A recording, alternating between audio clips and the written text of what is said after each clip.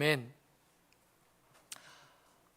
읽은 말씀을 가지고 오늘 나눌 말씀의 제목은 길가에 앉은 바디메오입니다. 이 바디메오라는 이 소경 거지의 이름이요. 디메오가 아버지예요. 그리고 그 아들의 이름은 바디메오입니다. 이게 헬라어에서 바가 누구누구의 아들이라는 뜻이잖아요. 사도 바울이 구브로에 갔을 때 자기를 바예수라고 말하던 박수무당 하나를 만나잖아요. 자기가 예수의 아들이라고 구라치고 다니던, 거짓말하고 다니던 무당이었던 거거든요. 이 이름으로 좀 생각을 해보면 이게 정말 이름이겠나? 이게 이름일까요? 그냥 이름도 지어주지 않은 건 혹시 아닐까요? 옛날에 왜 우리 어른들 호환 마마 중에 호환보다 마마가 더 무서울 때, 그때 귀한 아들 태어나면 개똥이라고 불렀잖아요.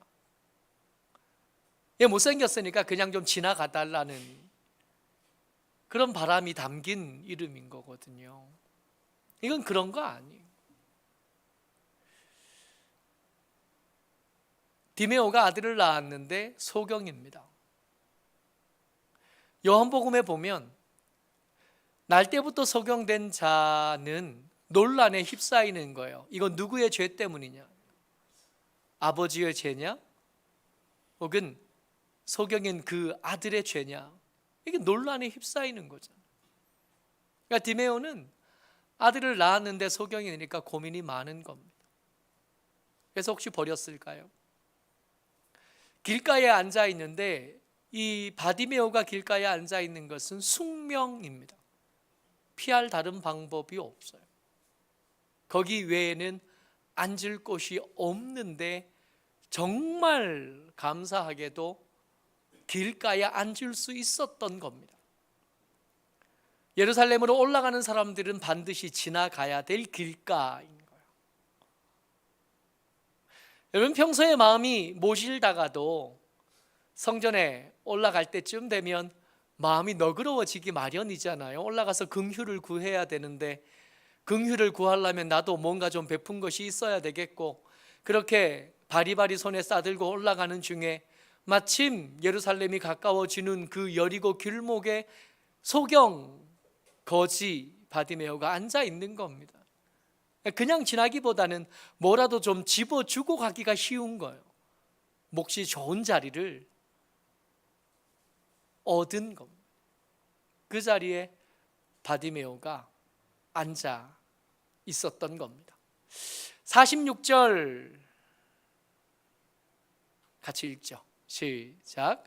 그들이 여리고에 이르렀더니 예수께서 제자들과 허다한 무리와 함께 여리고에서 나가실 때에 디메오의 아들인 맹인 거지 바디메오가 길가에 앉았다가, 몫이 좋은 자리에 앉아서 동냥하는 중에 유월절이 가까웠는데 많은 무리가 여느 때처럼 올라가고 있는 겁니다. 그때만 되면 대목이거든요. 사람들 많이 올라가는. 그때 한몫 붙잡지 않으면 앞으로 기근의 때가 찾아오는데 사람들이 성전에 잘 안 올라가는 때, 그때에 먹을 걸 지금 하나라도 조금씩이라도 더 보태놓지 않으면 1년 3일이 어려워지는 거거든요. 앉았는데 평소하고 좀 다른 거예요. 각자 올라가기 바빠야 될 텐데 한 사람을 향해서 이렇게 뭉쳐 있는 것을 봅니다. 그들이 나누는 이야기들 중에 바디메오가 중요한 정보 하나를 얻게 되죠. 47절입니다. 같이요. 시작. 나사렛 예수시란 말을 듣고 소리 질러 이르되 다윗의 자손 예수여 나를 불쌍히 여기소서 하거늘. 나사렛 예수시라는 겁니다.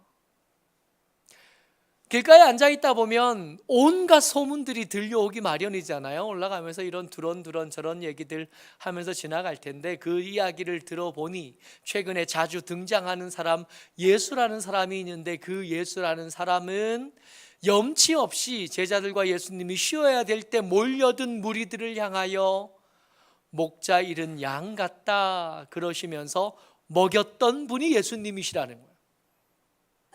여러분, 오병이어 사건은 전국을 돌풍처럼 휩쓸 큰 소문일 수밖에 없잖아요. 근데 이 거지가 앉아서 자세히 들으니까 오병이어 사건이, 그 많은 무리를 먹였던 사건이 한 번만 있었던 게 아니라, 심지어 갈릴리 호수 건너 이방인들의 땅에서도 4천 명을 먹이셨던 일이 한 번 더 있다는 거예요. 이게 너무 중요해요.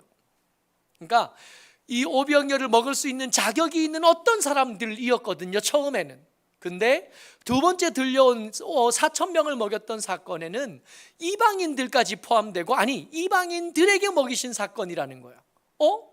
이 예수라는 분은 그 은혜와 긍휼을 베풀 때 자격이 있느냐 없느냐를 따지는 분이 아니실지도 모르겠다 하는 생각이 들 수밖에 없습니다. 이게 바디메오에게는 너무 중요해요. 여러분, 맹인 거지 바디메오는 자격이 있는 사람 속에 속할까요? 자격이 없는 사람 속에 속할까요? 어떤 사람은 그래도 유대인이니 자격이 있다 말할 테고, 어떤 사람은 버려진 니까짓 게 무슨 자격이 있겠나 말하는 사람도 있을 거예요. 그 가운데 어디쯤 앉은 사람이 바디메오거든. 하나님께서 주신 은혜에 어떨 때는 속하고 어떨 때는 속하지 않았던 사람이 이 바디메오인 겁니다. 그런 바디메오에게 예수님이 5천 명만 먹이셨을 뿐만 아니라 4천 명도 먹이셨다는 얘기는 너무 중요한 거예요. 뿐만 아니라 이기적인 여자 하나가 있었잖아요. 내 부정함을 옆에 몰려드는 사람들에게 옮겨가면서까지 나는 살아야 되겠다고 예수님 옷자락을 만졌던 그 여자.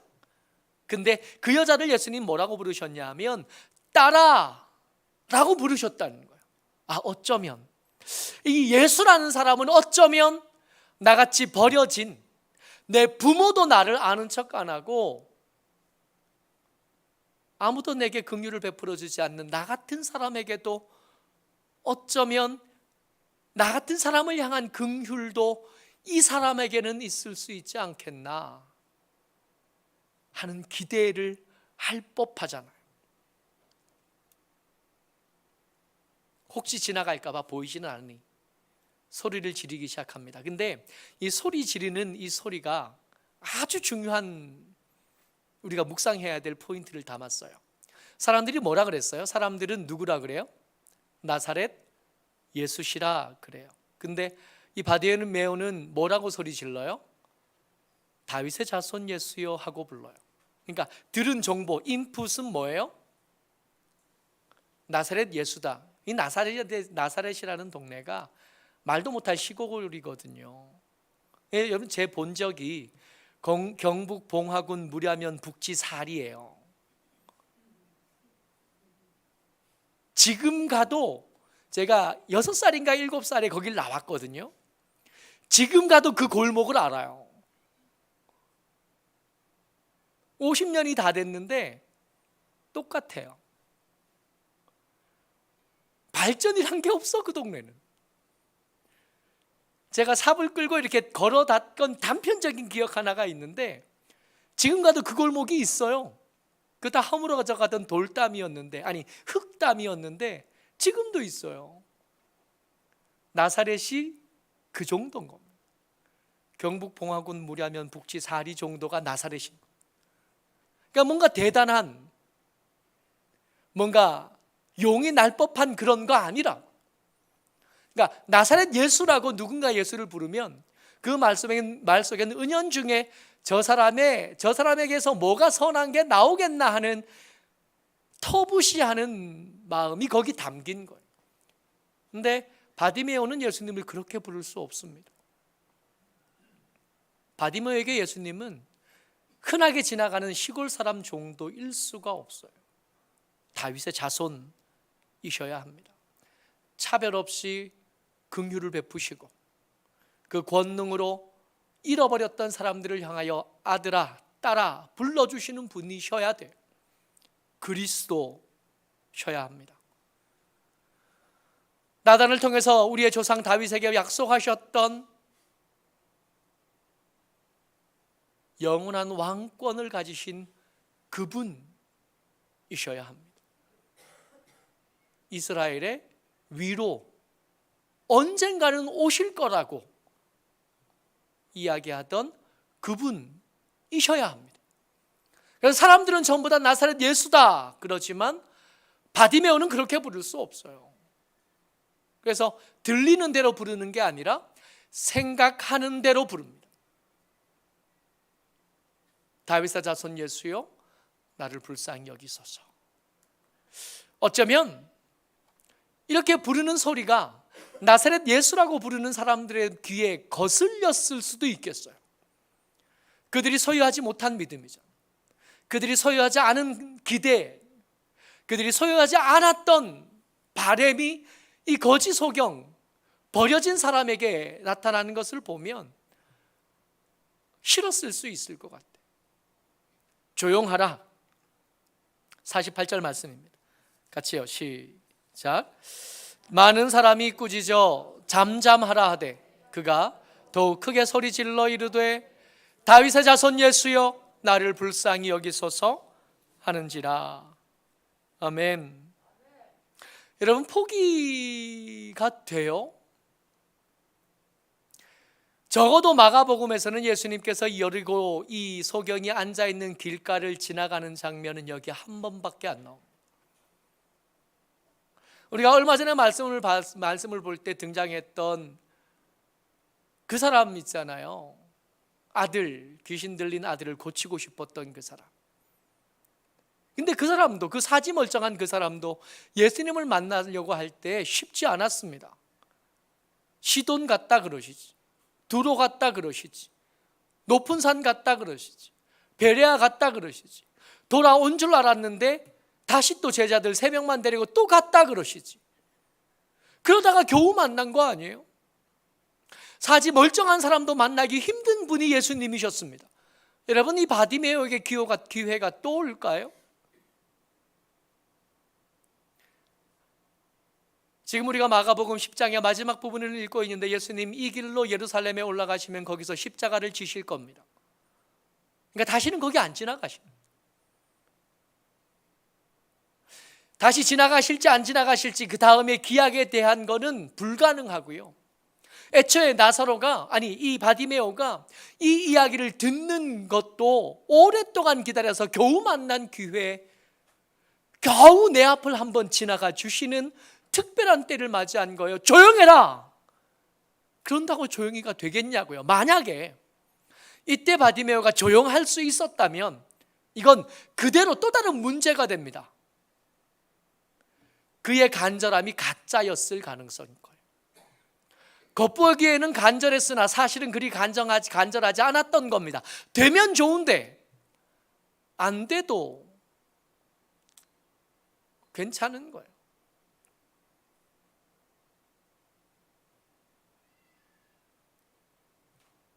아니면 애초에 그냥 포기한 겁니다. 이거 내 팔자려니 이렇게 살지 하는 생각을 했거나,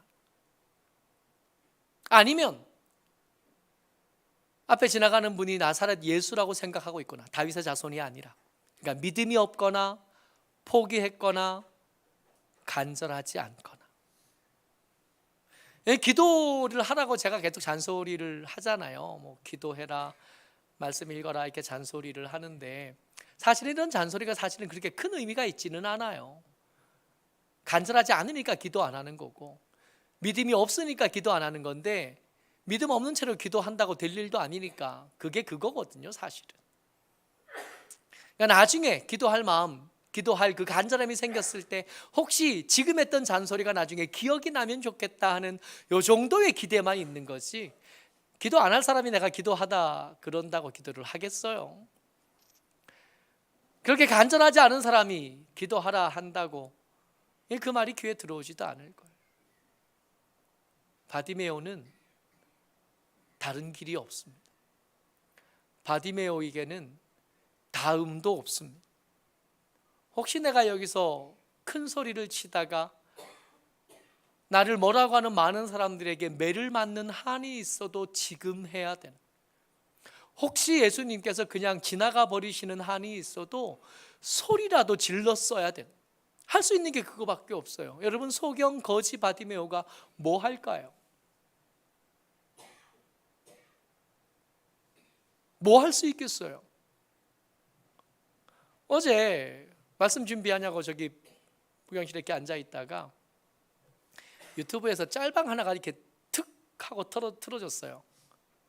그 드라마를 제가 보진 않았는데 그 장면이 나오더만요. 이다혜가 재벌 3세인데 신부 지망생인 남자하고 결혼하고 싶은 거예요. 그래서 평생 안 믿는 사람이고 그 성당 안 다니는 사람인데 기도를 시작해요. 기도를 시작하는데 손 잡는 것도 이렇게 어색해. 이게 어색한 거야, 손 모으는 게. 이 남자를 저한테 주시면 제가 헌금 많이 할 테니까 이 남자를 저한테 양보해 주십시오. 그러고는 소리를 떼는 장면을 짤방으로 봤어요. 아하, 이 드라마의 마지막 장면이 그거더라고요. 좋은 거래였습니다. 약속은 평생 지키겠습니다. 그 신부 지망생하고 결혼한 거예요. 바디메오는 헌금 많이 하겠다는 얘기를 못해요. 가진 게 없거든요. 청소도 못해요. 밥도 못해요. 꽃꽂이는 절대로 못해요. 뭘로 거래를 걸 수 있을까요? 아무것도 없어요. 이 기회를 놓치면 바디메오의 인생, 그 삶을 바꿀 유일한 기회를 놓치는 겁니다. 잠잠하라 그런다고 잠잠해질 수 있을 리가 없는 거죠. 그 간절한 부르짖음을 예수님이 들으셨습니다. 49절에 보면 이렇게 기록되어 있습니다. 예수께서 머물러 서서 그를 부르라 하시니 그들이 그 맹인을 부르며 이르되 안심하고 일어나라, 그가 너를 부르신다. 여러분, 사실은 가만히 생각해 보면 예수님이 멈추실 수밖에 없어요. 다들 나사렛 예수라 그럴 때 바디메오는 다윗의 자손 그랬잖아요. 이것만 해도 예수님은 멈추실 거야. 근데 다음이 없는 간절함으로 사람들이 구박하는 소리를 옆에서 같이 들으셨는데도 불구하고 더 큰 소리로 소리 질러요. 이 정도면 예수님은 멈추십니다. 헌금 많이 안 해도 멈추십니다. 꽃꽂이 안 해도 멈추시고, 설거지 안 해도 멈추시고, 밥 안 해도 멈추시고, 우리가 보조할 것 없는 사람이라 그래도 예수님은 멈추십니다. 이 정도 되면 그냥 지나가실 수 있을 만큼 야박한 예수님 절대로 아니시거든요. 다윗의 자손 예수여 그러고 목소리가 점점 커지는 이 바디메오의 이 간절한 부르짖음을 모른 척 하실 수 있을 만큼 예수님의 마음이 딱딱하지를 못하셔요. 멈추어 서서 데리고 오라 그랬어요. 그랬더니 맹인이, 50절이요. 같이요, 시작. 맹인이 겉옷을 내버리고 뛰어 일어나 예수께 나오거늘 그래요. 지금 이 바디메오가 두 가지를 버렸어요. 언뜻 보이는 것은 겉옷만 버린 것처럼 보이지만 사실은 겉옷보다 더 중요한 게 뭐냐 하면 그 자리를 버린 게 더 중요합니다. 이 몫이 좋은 자리잖아요. 여러분, 소경 거지 바디메오가 이 자리에 또 앉을 수 있을까요? 소경이, 아니 안진뱅이가, 아니 불쌍한 사람이, 동량을 얻어야 될 사람이 그 자리에 앉아야 될 두 번째 사람, 세 번째 사람, 네 번째 사람 없을까요? 그 자리에서 일어서고 나면 그 자리는 나보다 더 불쌍한 어떤 놈이 차지하지 않을까요? 목 좋은 그 자리 말입니다. 이 바디메오는 지금 과부가 두렙돈을 낸 것 같은 일을 일어서면서 한 겁니다. 제자들은 배와 그물과 부모를 버렸지만 그게 전부였기도 했지만 바디메오는 이게 전부였어요. 버릴 수 있는 게 이거밖에 없었습니다. 겉옷을 버리고 내 일용할 양식이 되어야 될 목 좋은 자리를 버린 것. 그렇게 일어선 겁니다.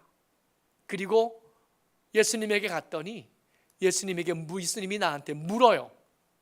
근데 이 질문이 너무 중요해요.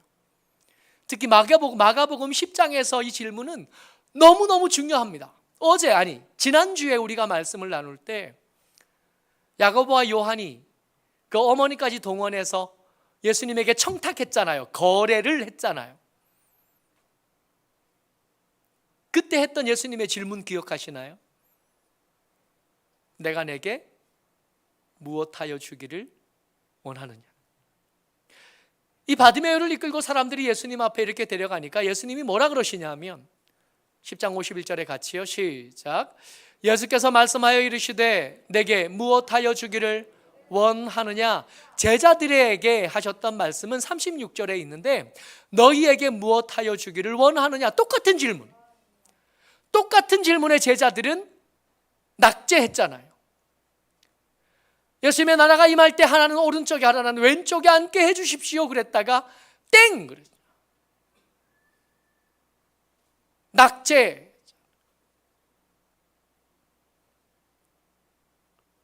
그렇게 오랫동안 예수님의 옆에서 그 음성을 직접 들었던 제자들은 낙제했는데, 여러분 이 소경 거지 바디메오에게 필요한 게 어디 한두 가지라야죠.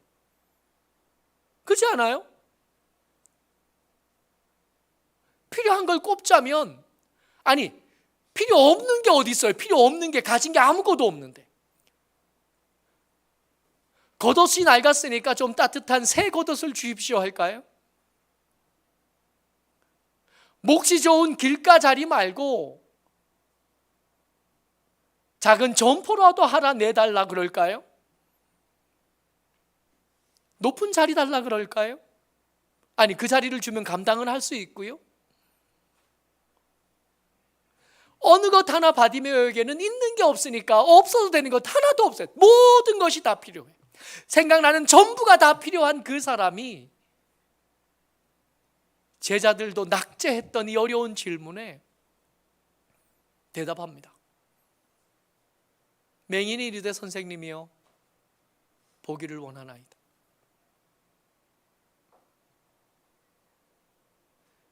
바디메오는 그 마음속에 1번 소원이 있었어요.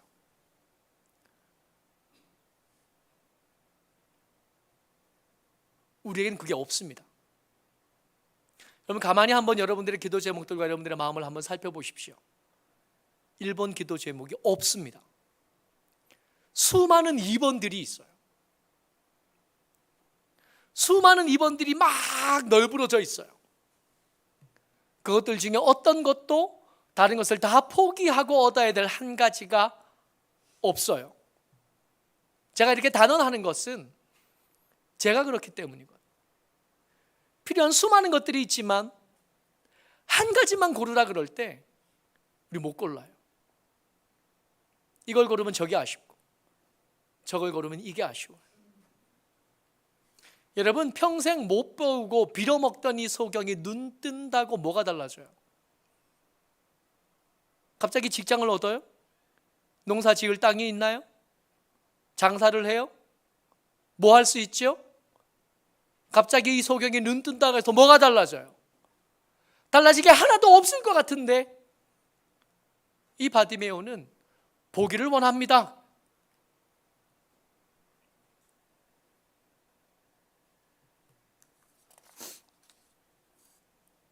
그리고 이렇게 보기를 원합니다 라고 했던 이 바디메오의 대답이 정답이었습니다. 채점을 누가 하시냐면 예수님 하시지요.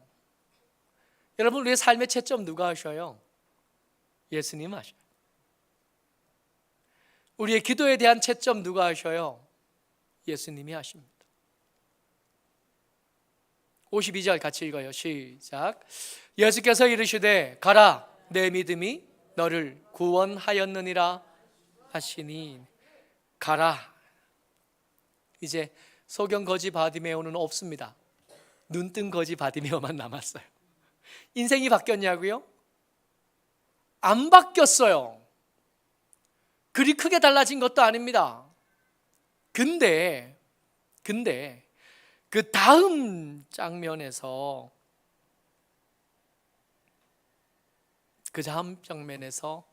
소경의 운명이 바뀌어요. 52절 그 뒤쪽 줄에 그가 곧 보게 되어 예수를 길에서 따르니라. 여기서 달라진 거예요. 눈 뜬 순간에 달라진 게 아닙니다. 이 순간에 달라졌어요. 우리가 마가복음 10장 읽을 때 한 사람을 더 만났었는데 그 사람이 누구냐 하면 웬 청년 하나가 예수님께 찾아와서 어떻게 하여야 영생을 얻을 수 있습니까? 질문했던 청년 하나 있었잖아요. 왜? 그런데 예수님께서 그 사람에게 그랬죠. 계명을 잘 지키는 게 중요해. 그랬더니 이 청년이 제가 어릴 때부터 그것들은 잘 지켰습니다. 예수님이 그 사람이 기꺼우신 거예요. 그래서 그러면 네가 가진 것들 다 팔아서 가난한 사람들에 나눠주고 나를 따르라 그러셨어요. 그랬더니 이 청년이 어떻게 하냐 하면 10장 22절이에요. 같이요 읽어볼까요? 보이세요? 글자 작은데 시작. 그 사람은 재물이 많은 거로 이 말씀으로 인하여 슬픈 기색을 띠고 근심하며 가니라. 못 따라가.